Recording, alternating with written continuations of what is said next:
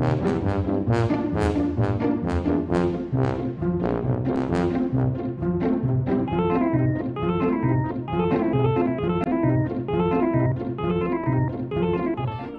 गैर सियासी होते हैं, मगर पानामा लीक्स के गंभीर मौजू पर प्रेस कॉन्फ्रेंस में ओपोजिशन लीडर के पहलू में बैठा उनका पोता तवज्जो का मरकज बन गया।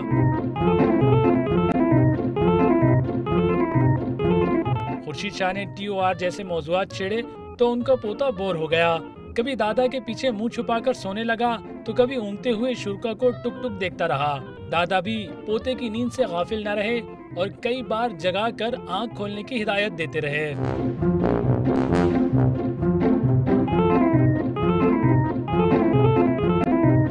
मीडिया से गुफ्तगू खत्म हुई तो खुर्शीद शाह ने बच्चे के मुंह को थपथपाते हुए पूछा कि क्या प्रेस कॉन्फ्रेंस हो गई?